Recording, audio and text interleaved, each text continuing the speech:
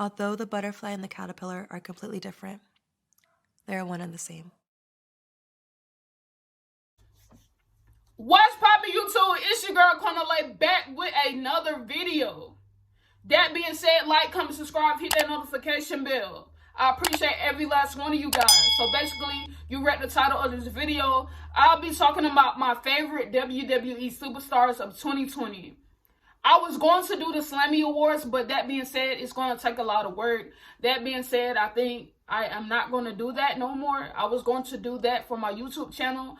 Basically, I just want to talk about my favorite superstars of this year and just give my appreciation to all of these people. And that being said, anything else that I want to talk about, I'm going to talk about it in this video that was really great from this year, or any moments from anybody that I like. It will be in this video, but I'm gonna talk about my favorite WWE superstars of this year. So let's get into it. Favorite WWE superstars of this year, female and male. Let's get into it. Yeah, let's go. I'm unstoppable, do the impossible. I'm irresponsible, yet I'm phenomenal. I got an arsenal, I'm dropping bombs, you know. No, I'm not stopping, no. Conquer the obstacle. To the top, here I go, think I'm chosen to be the king of rock, think the people have spoken. I can hear the tick-tock of the clock, I'm in motion. So now I'm gonna pop, causing all this commotion. Yeah, sometimes I think that I'm unstoppable. Yeah, ready to go, man. Alright, first off, I want to give a big shout out to Randy Orton. So basically, Randy Orton has done very well this year with playing into his Viper character, being really sneaky and just going in like as a heel character. So that being said, everything he did with Edge was really awesome, man. To see him go to the lengths of taking down Edge's wife, Beth Phoenix, the Glamazon, was really crazy. And you know, he just went all in. Everything he was doing with Drew McIntyre was really great too, but I feel like Randy Orton made it what it's supposed to be. Randy Orton really went in this year and really done his part. When he attacked all the legends and stuff, he came after all the legends, and they called Randy Orton the legend killer. He came after Ric Flair.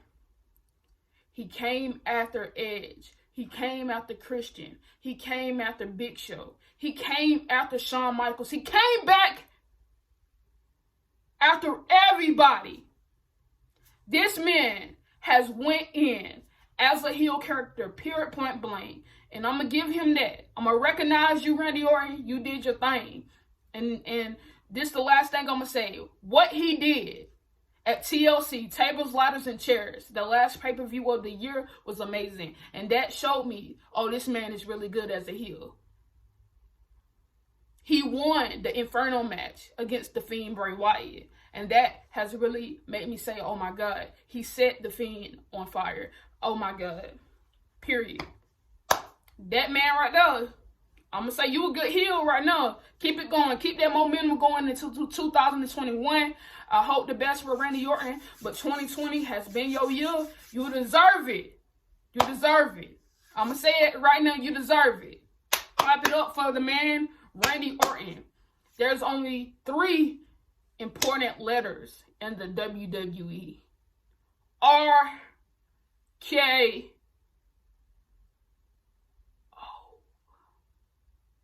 I want to give a big shout out to Bayley. Now, listen.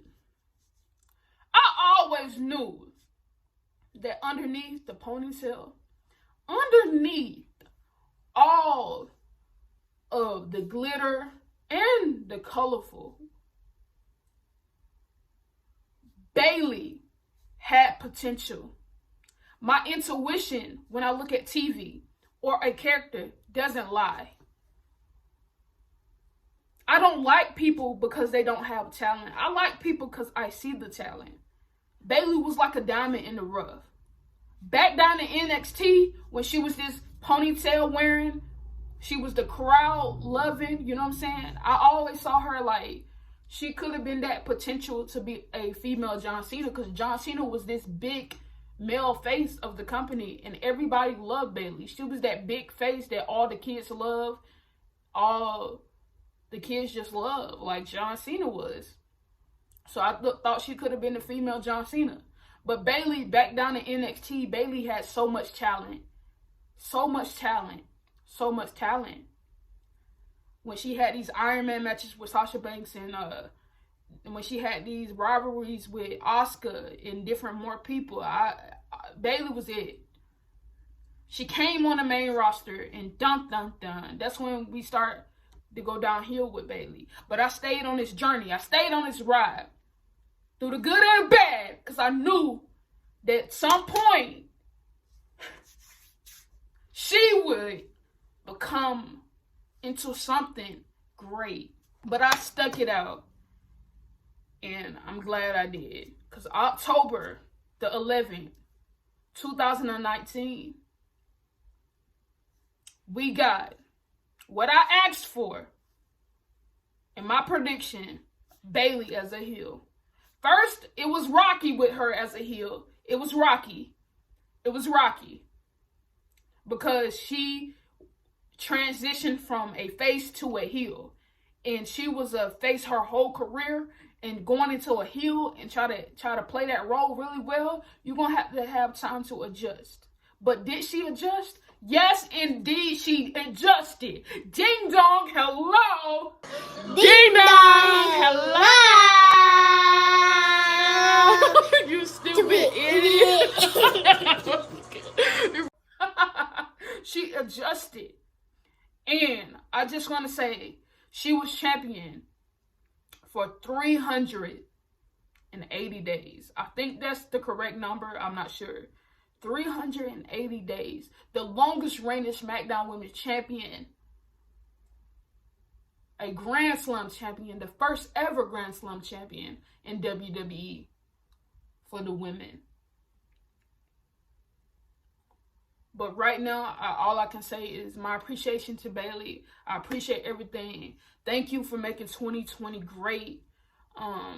You were great. You and Sasha Banks as the tag team champions for the women division. Really, like, I didn't want y'all to get rid of them titles, but I knew it had to come to an end. But y'all really slayed it this year. Bayley, congratulations. You have made 2020 entertaining a little bit for wrestling. I look forward to seeing what you're going to do in 2021. I'm excited for the feuds that she's going to have next year. Amazing Bayley. Period. No cap. Alright, y'all. So that being said, you know what I'm saying, moving on for Bayley, but shout out to Bayley. Ding dong, hello. You better recognize talent when you see it. Because Bayley has cut off her Bayley buddies. Now, she is one of the best female heels characters in this business today. Period. I want to give a big shout out to the Fiend, Bray Wyatt. Honestly, when the Fiend came about and we first saw the Fiend, I knew he was going to be great. Because that was really, like, I know a lot about wrestling. I've been watching wrestling for a long time, and I just knew the Fiend was going to do big things when he came to the WWE and when he was on the scene. Because you know why? People like The Undertaker is not there full time. You know what I'm saying? The Undertaker is not there full time. Kane is not there. The Boogeyman. People like that. You know, it took us a long time to get, like, a scary character back into wrestling. You know what I'm saying? So that being said, I knew the Fiend was going to be one of the top superstars when he came back, because I feel like that is what the fans was missing. The WWE universe was missing a scary character like The Undertaker and Kane or whatever, and we took a long time to get that, but now we got it, and I feel like a lot of people love the Fiend. Like, he's one of the top superstars in the business today. So that being said, everything that he has been doing at WrestleMania this year with John Cena, that was one of the weirdest matches I have ever seen, but one of the coolest matches I ever seen. He took John Cena through all of the sequence of events throughout John Cena's life to get to the WWE and throughout the WWE, and I thought that was really cool. The Fiend also did this stuff with Randy Orton, you know what I'm saying, on Raw, and also at TLC. He got burnt up. I don't know where he at though. I don't know when he coming back, but he got burnt up by Randy Orton. And just the Fiend itself, you know what I'm saying, he's a great character, and I can't wait to see what he has next for Randy Orton, but I can't wait to see him in 2021 kill it, because I know he is. That being said, clap it up for the Fiend, Bray Wyatt, man. All right, next, I want to give a big shout out to Sasha Banks, the boss, the standard, all of that in between. Sasha Banks is one of those characters that I saw and instantly knew the energy I got from that phone that day, that like years ago when I saw Sasha Banks, I knew it. When I first seen one of her matches, I knew it. Like, this the girl you need to watch. And she brought me back to wrestling. If it wasn't for her, I won't be sitting here doing no WWE videos, because I thought my journey of watching wrestling was over with till I saw Sasha Banks. And I saw her wrestle. I was like, oh my God, I can't. Like, dang. I don't want to put her on a higher level than she needs to be, because a lot of people with those thoughts, oh, you're like, I don't want to hear that. Yes, I like Sasha Banks. Yes, I think she's really good. But this year has been her year.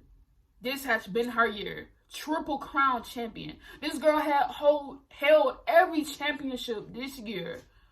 This girl worked her ass off with everything. This girl is SmackDown Women's Champion right now. She beat Bayley at Hell in a Cell to become SmackDown Women's Champion. Her first ever big moment, she won this year a pay-per-view match, a Hell in a Cell match. Well, that's not her big pay-per-view win, because she did have another pay-per-view win. It's just Sasha Banks can't win big moments, and after the big moment, she can't keep the title. And that's what I didn't like about when she won the title, that WWE wouldn't let her hold the title for a good bit. And that's why you get a lot of Sasha supporters complaining about it, because, you know, they just want that girl to have a moment of, like, in her career where she can say, oh yeah, I held the title for a long time, you know what I'm saying, it was cool.